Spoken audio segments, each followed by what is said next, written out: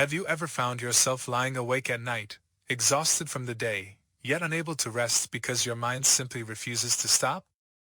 Your body is tired, but your thoughts keep moving.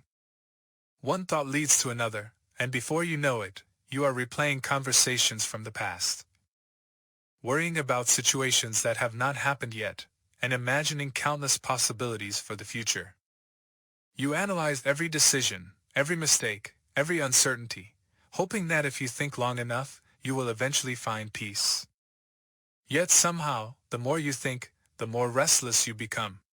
This is one of the greatest struggles of modern life. We live in a world that encourages constant mental activity. We are taught to plan more, analyze more, compare more, and predict more.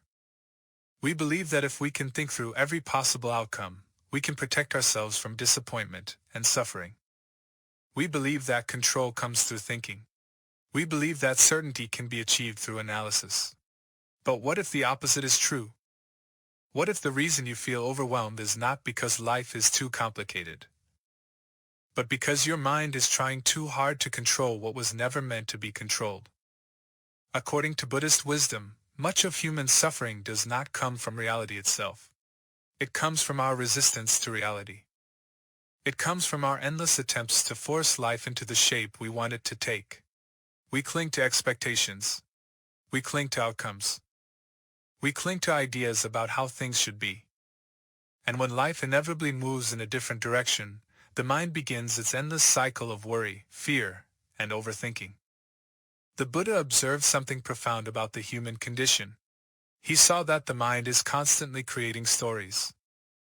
It takes a simple event and turns it into a complicated narrative. It takes uncertainty and transforms it into anxiety. It takes a moment of discomfort and expands it into a future filled with imagined problems. Most of the time, we are not suffering because of what is happening. We are suffering because of what we are thinking about what is happening. Like clouds gathering in the sky, thoughts appear and disappear naturally. Yet instead of letting them pass, we hold on to them. We examine them. We argue with them. We fear them. We become trapped inside them. And slowly, without realizing it, we begin to live more in our thoughts than in our actual lives. Buddhism offers a different way. It teaches that peace is not found by controlling every detail of life. Peace is found by understanding the nature of life itself. Everything changes. Everything flows. Nothing remains fixed forever. The more we fight this truth, the more we suffer. The more we learn to accept it, the more freedom we discover. Imagine a river flowing toward the ocean. The river does not struggle to reach its destination. It does not spend its time worrying about every bend in the path. It simply flows according to its nature. Human beings, however, often spend their lives swimming against the current, exhausting themselves in a battle they can never truly win. Today, we will explore one of the most liberating lessons found in Buddhist wisdom, the art of letting go. Not giving up. Not becoming passive. Not abandoning responsibility. But releasing the constant need to control, predict, and overthink every aspect of life. Because sometimes the greatest wisdom is not found in doing more, thinking more, or controlling more. Sometimes it is found in trusting the present moment, and allowing life to unfold naturally. When you finally learn to let go, you may discover that the peace you have been searching for was never hidden in the future. It was waiting quietly beneath all the noise of your thoughts. Most people assume that overthinking is a sign of intelligence. If someone spends hours analyzing a problem, considering every possibility, and questioning every outcome, we often assume that person is being responsible or wise. Society even rewards this behavior. We are taught to think carefully before acting, to anticipate risks, and to prepare for every possible challenge. While thoughtful reflection certainly has its place, there is a point where useful thinking transforms into something entirely different. There is a difference between thinking and overthinking. Thinking helps us understand reality. Overthinking pulls us away from reality. Thinking helps solve problems. Overthinking creates new ones. Thinking brings clarity. Overthinking creates confusion. Yet many people spend so much time inside their minds that they no longer recognize the difference. Imagine that someone says something critical about you. The event itself lasts only a few seconds. The words are spoken and then they are gone. But what happens afterward? The mind begins its work. You replay the conversation again and again. You wonder what they really meant. You imagine what you should have said. You create scenarios in which they dislike you. Then you create scenarios in which everyone else dislikes you as well. Hours later, perhaps even days later, you are still carrying the emotional weight of an event that lasted less than a minute. The suffering is no longer coming from the original event. It is coming from the mind's endless activity surrounding the event. This is one of the traps that the Buddha understood deeply. In the Pali teachings, there is a concept known as papanka, often translated as mental proliferation. Papanka describes the tendency of the mind to take a simple experience and expand it into a vast network of thoughts, judgments, fears, assumptions, and stories. A single spark becomes a wildfire. A person does not answer your message immediately. The fact itself is simple. But the mind rarely leaves it there. Perhaps they are upset with me. Maybe I said something wrong. Maybe our relationship is changing. Maybe they no longer care about me. Within minutes, an entire emotional drama has been created out of almost nothing. The mind has an extraordinary ability to generate stories. The problem is that most of these stories are not reality. They are merely possibilities, fears, projections, and interpretations. The tragedy is that we often react emotionally to these imagined realities as if they were true. A future problem that may never happen creates real anxiety today. A memory from years ago creates real sadness right now. An imagined rejection creates real fear in the present moment. The body responds as though the threat exists, even when it exists only in thought. This is why overthinking is so exhausting. The mind becomes trapped in a continuous cycle of creating problems, and then trying to solve the very problems it has created. It is like a person running on a treadmill, working harder and harder but never actually moving forward. The Buddha observed that most people live in one of two places, the past or the future. They replay old mistakes, old conversations, old regrets. Or they rush ahead into imagined futures, worrying about things that have not yet happened. Very few people learn how to fully inhabit the present moment. Yet life only exists here. Not in yesterday. Not in tomorrow. Only here. When the mind constantly wanders into the past and future, it loses contact with reality. And once that connection is lost, suffering grows. Consider how much of your daily mental activity is devoted to things you cannot change. The past cannot be rewritten. The future cannot be fully controlled. Yet countless hours are spent attempting to do exactly that. We revisit old memories hoping to alter them. We rehearse future scenarios hoping to guarantee outcomes. Neither effort succeeds, but both consume enormous amounts of energy. This is why many people feel mentally exhausted even when they have done very little physical work. Their minds have been fighting invisible battles all day long. The deepest irony is that overthinking often begins with a desire for certainty. We think more because we want to feel safe. We analyze more because we want to avoid mistakes. We worry more because we want control. But instead of bringing certainty, the mind creates even more questions. Instead of producing safety, it produces anxiety. Instead of creating control, it creates exhaustion. The more tightly we grasp our thoughts, the more trapped we become within them. Buddhist wisdom invites us to see this process clearly. Not to hate the mind. Not to fight our thoughts. But to recognize what is happening. To see that many of the burdens we carry are not coming from life itself. They are coming from the stories we continually tell ourselves about life. And the moment we begin to see this clearly, a door opens. We begin to understand that freedom is not found by thinking harder. Freedom begins when we stop believing that every thought deserves our attention. If overthinking causes so much suffering, an obvious question arises: why do we keep doing it? Why does the mind return again and again to the same worries, the same fears, and the same endless analysis? Even when we know it is making us miserable? The answer may be simpler than we think. At its deepest level, overthinking is not really about thinking. It is about fear. More specifically, it is about our fear of uncertainty. Human beings have always wanted certainty. We want to know that our relationships will last. We want to know that our health will remain stable. We want to know that our careers will succeed. We want guarantees about the future before we are willing to relax in the present. The mind believes that if it can think long enough, analyze deeply enough, or prepare carefully enough, it can eliminate uncertainty altogether. But life does not work that way. No amount of thinking can guarantee tomorrow. No amount of worrying can prevent change. No amount of planning can remove all risk. Yet the mind continues trying. Imagine standing at the edge of a vast ocean during a storm. The waves rise and fall endlessly. Now imagine trying to stop those waves with your bare hands. No matter how hard you struggle, the ocean continues moving according to its own nature.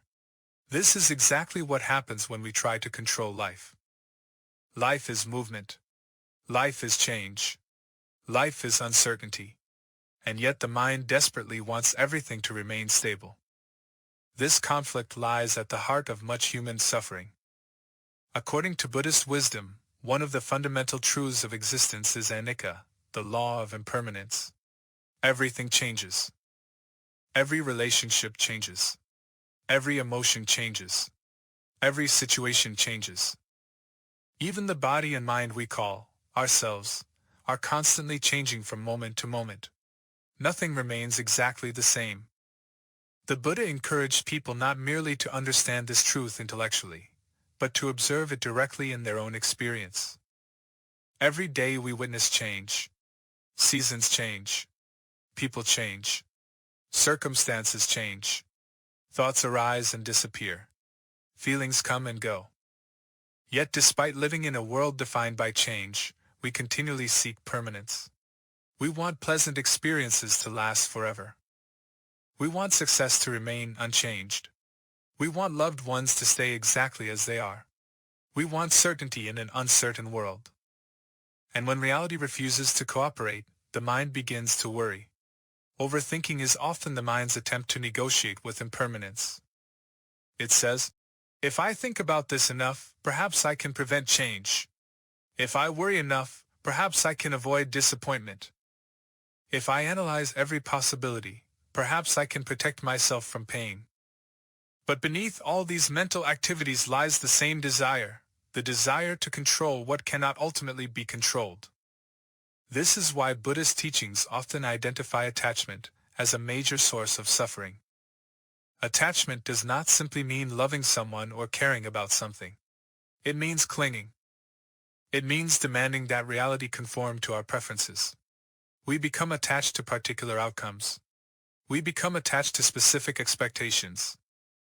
We become attached to our plans, our identities, our desires, and our beliefs about how life should unfold. The tighter the attachment, the stronger the fear. And the stronger the fear, the more the mind begins to overthink. Consider how often anxiety revolves around things that have not happened. A person worries about losing a job they still have. They worry about a relationship that is currently healthy. They worry about problems that exist only as possibilities. The future becomes a source of endless mental occupation. Yet when that future finally arrives, it often looks very different from what the mind imagined. Many of the disasters we fear never happen.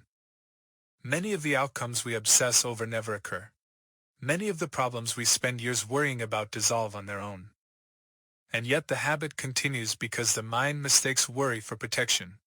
It believes that constant vigilance will keep suffering away. But suffering does not decrease. Instead, the present moment is sacrificed. How many beautiful moments have been lost because the mind was somewhere else? How many conversations were missed because attention was trapped in worry? How many sunsets, meals, friendships, and opportunities passed unnoticed because the mind was busy trying to solve an uncertain future? The tragedy of overthinking is not only that it creates anxiety. The tragedy is that it steals life itself. While the mind races ahead searching for certainty, life quietly unfolds in the present moment. Buddhist wisdom offers a radical insight here. Peace does not come from making uncertainty disappear. Peace comes from changing our relationship with uncertainty. The goal is not to control the future perfectly. The goal is to become comfortable with not knowing. This may sound frightening at first, but in reality, it is deeply liberating. When we stop demanding certainty from life, we stop fighting reality. When we stop insisting that everything go according to plan, we become more flexible. When we stop trying to control every outcome, we discover a sense of freedom that was impossible while we were clinging. The mind wants guarantees. Life offers none. The mind wants permanence. Life offers change. The mind wants control. Life offers uncertainty. And perhaps true wisdom begins the moment we stop arguing with these facts. Because once we understand why we cannot stop thinking, we are finally ready to explore a deeper question. What happens when we stop trying to control everything and learn to trust the natural flow of life? If overthinking is fueled by our desire for certainty, and if suffering grows from our attempts to control what cannot be controlled, then what is the alternative? Should we stop caring? Should we stop planning? Should we simply sit back and let life happen? Many people misunderstand the Buddhist teaching of letting go. They imagine it means becoming passive, indifferent, or irresponsible. They think letting go means abandoning goals, giving up on dreams, or refusing to take action. But that is not what the Buddha taught. Letting go is not the same as giving up. In fact, they are opposites. Giving up means refusing to act. Letting go means acting wisely without becoming attached to the outcome. This distinction is one of the most profound and liberating insights in Buddhist wisdom. Most people believe that peace will come after they finally get what they want. They tell themselves, "Once I achieve this goal, I will relax. Once this problem is solved, I will be happy. Once everything goes according to plan, I will feel secure." But life rarely follows our plans exactly. Even when one goal is achieved, another challenge appears. Even when one fear disappears, a new uncertainty emerges. The mind keeps moving the finish line further and further away. As a result, peace remains trapped in the future. The Buddha offered a different path. He taught that peace is not found at the end of the journey. Peace is found in how we walk the journey itself. Imagine holding a handful of sand. If you hold it gently, the sand remains in your hand. But if you squeeze tightly, trying desperately to keep every grain from escaping, the sand begins slipping through your fingers. The harder you grasp, the more you lose. This image reflects the way many people approach life. They cling tightly to success. They cling tightly to relationships. They cling tightly to status, possessions, and expectations. And because everything in life is subject to change, their grip eventually becomes a source of suffering. The problem is not that they care. The problem is that they cling. Buddhist wisdom teaches that we can participate fully in life without trying to possess it. We can love deeply without demanding permanence.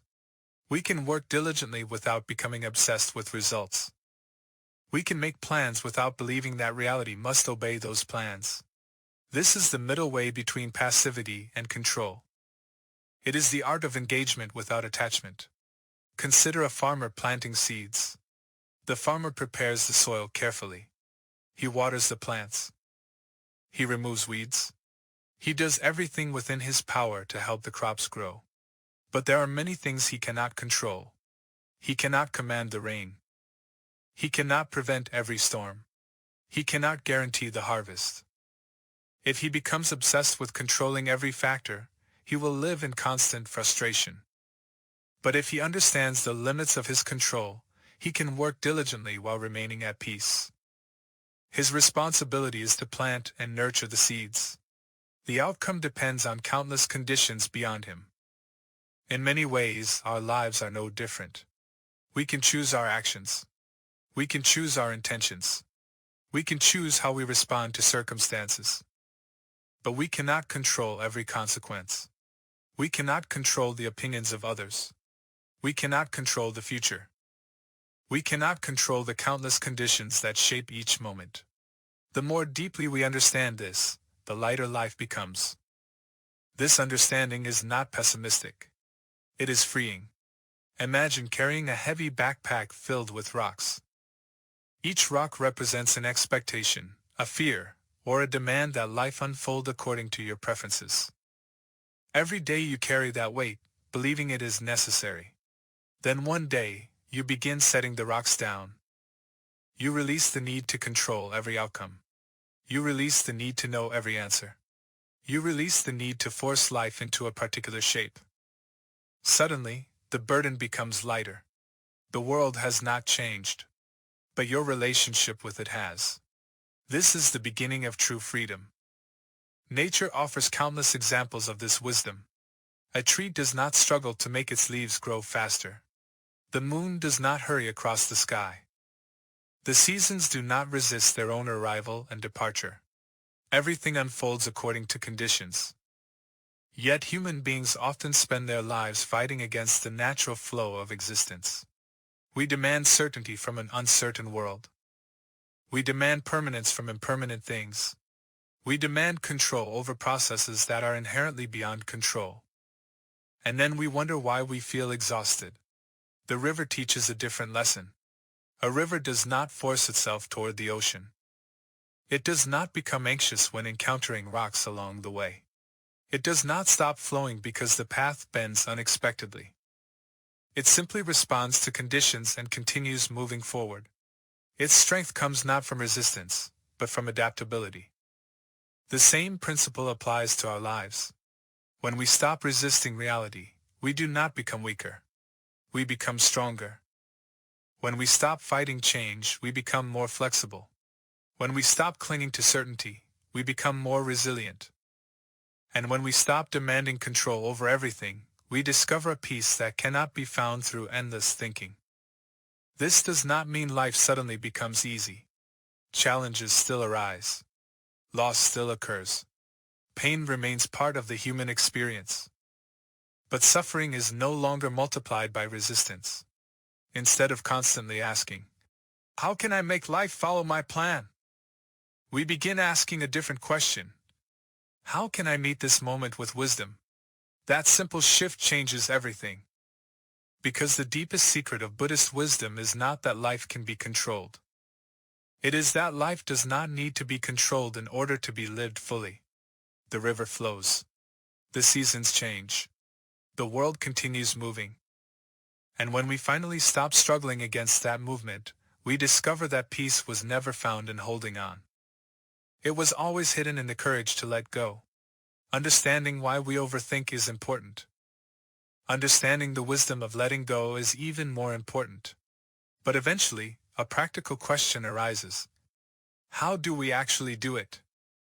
How do we stop a habit that may have followed us for years, perhaps even decades?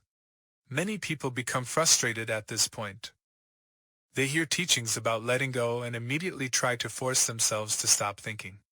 They tell themselves, "I shouldn't worry. I shouldn't have these thoughts. I need to empty my mind." Ironically, this often creates even more tension. The more we fight our thoughts, the stronger they seem to become. Buddhist wisdom suggests a different approach. Instead of trying to control the mind through force, we learn to understand it. Instead of battling thoughts, we learn to observe them.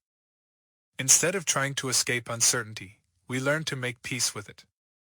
The path begins with a simple but powerful practice, returning to the present moment. Most overthinking depends on time travel. The mind travels backward into memories. The mind travels forward into imagined futures. Rarely does it remain where life is actually happening. The present moment is often overlooked because it seems ordinary.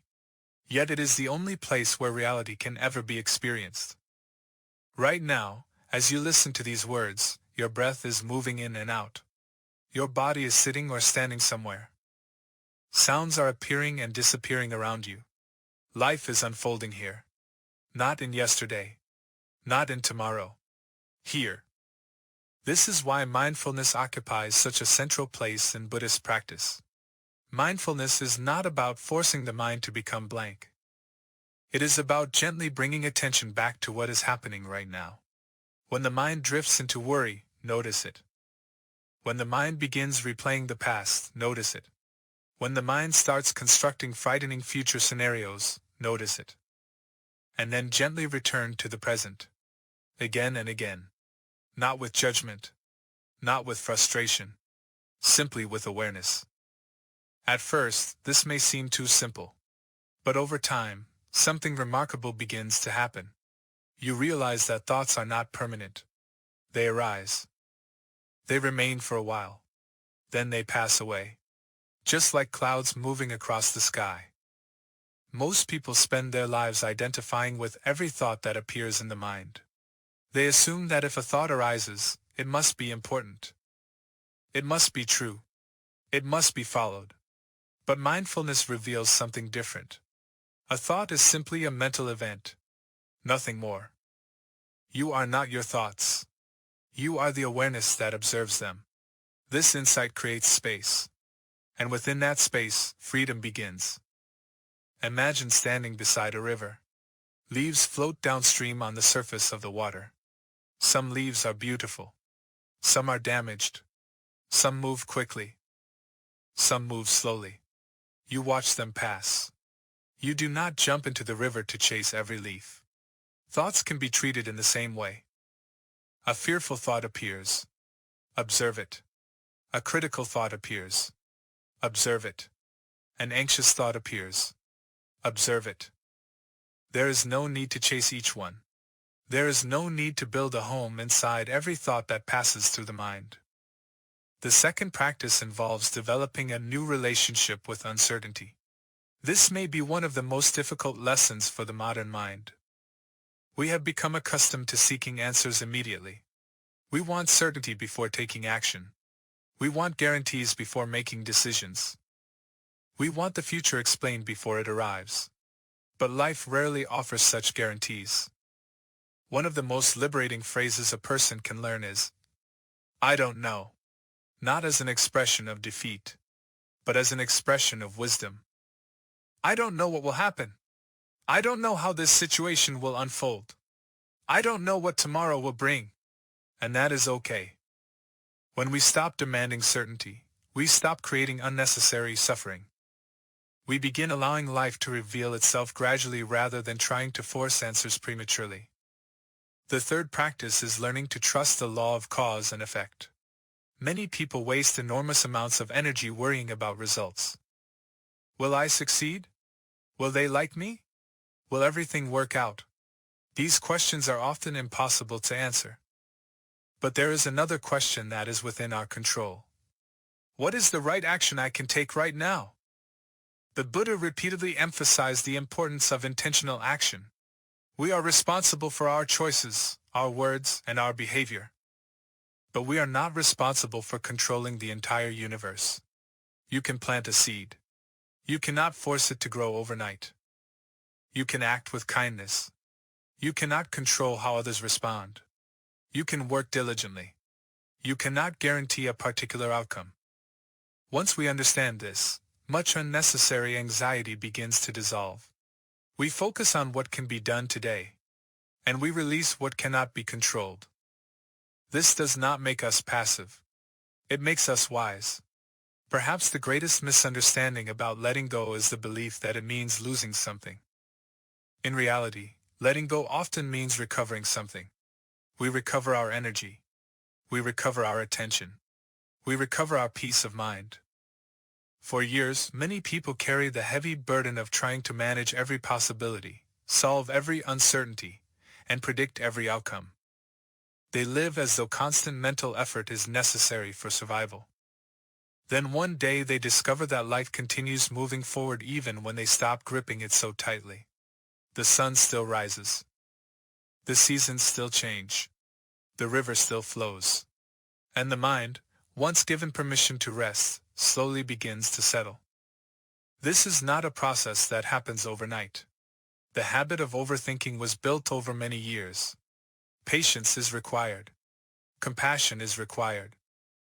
Practice is required. But every moment of awareness weakens the old habit. Every moment of presence strengthens a new way of living. A life that is no longer dominated by fear. A life that is no longer imprisoned by endless mental noise. A life that is capable of meeting reality directly. And when that happens, something beautiful emerges. You begin to realize that peace was never hidden in finding all the answers. Peace was hidden in learning how to live without needing them. At some point in life, every person reaches a moment of exhaustion. Not necessarily physical exhaustion, but something deeper. The exhaustion that comes from carrying too much mentally. The exhaustion of constantly worrying about what might happen. The exhaustion of trying to predict every outcome. The exhaustion of fighting battles that exist only inside the mind. Many people spend years believing that if they can just think a little harder, plan a little better, or control a little more, they will finally arrive at peace. But eventually, life teaches a different lesson. Peace is not waiting at the end of control. Peace begins when control is no longer the center of your life. There is a quiet freedom that appears when you stop demanding certainty from an uncertain world. It does not arrive dramatically. It does not announce itself with great fanfare. It emerges slowly, like the first light before sunrise. One day, you notice that not every thought requires an answer. Not every problem requires immediate solving. Not every uncertainty requires fear. Not every situation requires control. And in that realization, something inside you begins to soften. The mind no longer feels like a battlefield.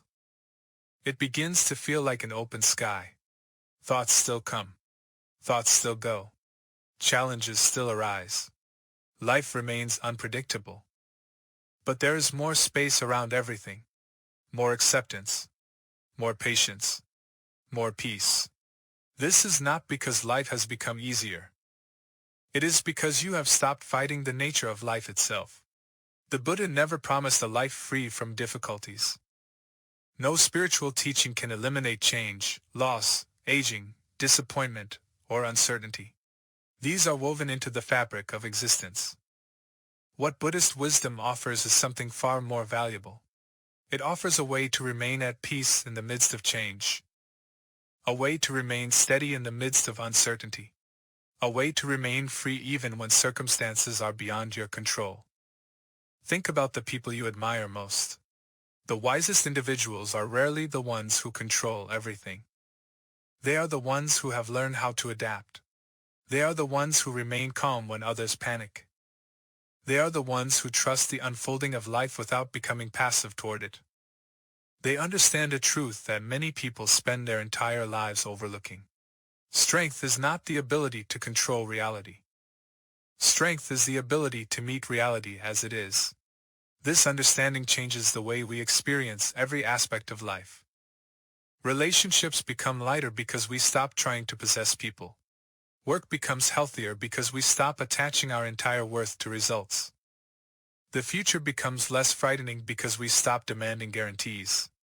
Even our relationship with ourselves begins to change.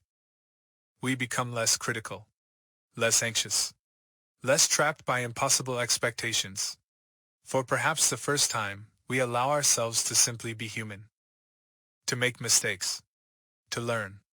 To grow. To live. There is a beautiful image often found in nature. Imagine a bird soaring through the sky. The bird does not control the wind. It cannot command the weather. It cannot determine exactly what conditions will appear tomorrow. Yet it flies. Not because it controls the air, but because it learns how to move with it. Human beings often spend their lives trying to control the wind. The wise learn how to spread their wings. This is the heart of letting go. It is not surrendering your life. It is surrendering the illusion that life was ever fully controllable. And when that illusion begins to dissolve, a remarkable freedom appears. You stop carrying the future on your shoulders. You stop reliving the past every day. You stop measuring every moment against impossible expectations. Instead, you begin meeting life directly. one moment at a time, one breath at a time, one step at a time. The present moment, which was once overlooked, becomes a place of refuge. Not because everything is perfect, but because it is real. And reality, when fully accepted, is often far less frightening than the stories created by the mind. As we come to the end of this reflection, consider the possibility that the peace you have been searching for does not lie somewhere in the future. Perhaps it does not depend on solving every problem. Perhaps it does not depend on having every answer. Perhaps it does not depend on controlling every outcome. Perhaps peace is available right now, in this very moment. The moment you stop resisting what is. The moment you stop arguing with uncertainty. The moment you stop carrying burdens that were never yours to carry. Life has always been moving. The river has always been flowing. The seasons have always been changing. The sky has always allowed clouds to come and go. And you, too, can learn to live in the same way. With openness instead of resistance. With trust instead of fear. With wisdom instead of endless overthinking. So if there is one lesson to remember from Buddhist wisdom, let it be this. You do not have to control everything in order to be at peace. You do not have to know everything in order to move forward. You do not have to solve every uncertainty before allowing yourself to live. Take a breath. Release what you cannot hold. Trust what you cannot see. Return to this moment. And let life flow naturally. For when you finally loosen your grip on the world, you may discover that the freedom you were searching for was not somewhere ahead of you. It was here all along, quietly waiting beneath the noise of your thoughts.